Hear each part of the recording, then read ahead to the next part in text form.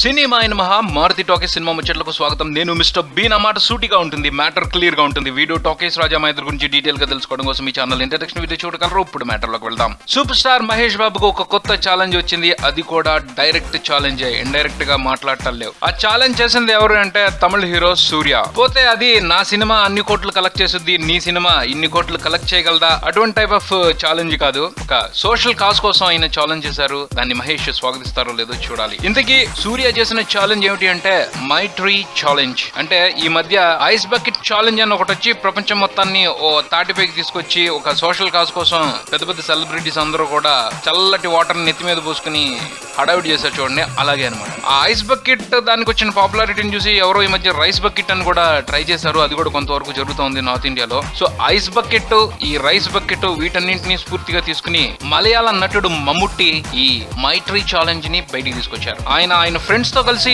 కేరళలో ఈ ఛాలెంజ్ కి శ్రీకారం చుట్టారు. ప్రస్తుతం ఈ ఛాలెంజ్ కేరళ ప్రజల్ని ఒక ఊపు ఊపుతుంది. అందరూ కూడా మమ్ముట్టి ఇచ్చిన పిలుపుని అందుకుని ఒక చెట్టును నాటి వాళ్ళకి తెలిసిన ఫ్రెండ్స్ కి ఈ ఛాలెంజ్ విసురుతున్నారు. మీరు కూడా చెట్టు నాటండి అంటూ. అలా మొత్తానికి కేరళలో ఇది కొంచెం బాగానే బస్ చేస్తా ఉంది. సో మమ్ముట్టి ఏం చేశారు అంటే ఈ ఛాలెంజ్ తీసుకుని ఆయన ఒక మొక్క నాటి ఆ తర్వాత ఒక ముగ్గురిని నామినేట్ చేశారు. ఆ ముగ్గురు ఎవరు అంటే బాలీవుడ్ బాద్షా షారుఖ్ ఖాన్, అలాగే తమిళంలో హీరో విజయ్, అలాగే హీరో సూర్యని నామినేట్ చేశారు. సూర్య ఈ ఛాలెంజ్ ని స్వీకరించి ఆయన ఒక మొక్క నాటి మళ్ళీ ఆయన కొంతమందిని నామినేట్ చేశారు. వాళ్ళలో కన్నడ హీరో సుదీప్ ఉన్నాడు, అలాగే తెలుగు హీరో మహేష్ బాబును కూడా నామినేట్ చేశారు. ఇప్పుడు మన మహేష్ బాబు ఆ ఛాలెంజ్ ను స్వీకరించి ఒక మొక్క నాటి మరో ముగ్గురిని నామినేట్ చేస్తే వాళ్ళెవరో చూడాలని ఆసక్తిగా ఉంది. ఇక మై ట్రీ ఛాలెంజ్ అనే ఈ మూవ్మెంట్ విషయానికి వస్తే ఇది నిజంగా ఒక అద్భుతమైన ఆలోచన అని చెప్పాలి. మమ్ముట్టి గారికి దీనికి సంబంధించి సెల్యూట్ చేయాలి. ఎందుకంటే గ్లోబల్ వార్మింగ్ కి కారణం చెట్లు లేకపోవడమే. చెట్లు ఎంతగా పెరిగితే అంత ప్రకృతి వైపరీత్యాలు లేకుండా ఉంటాయి. చూస్తున్నాం ఇప్పటికే వరదలు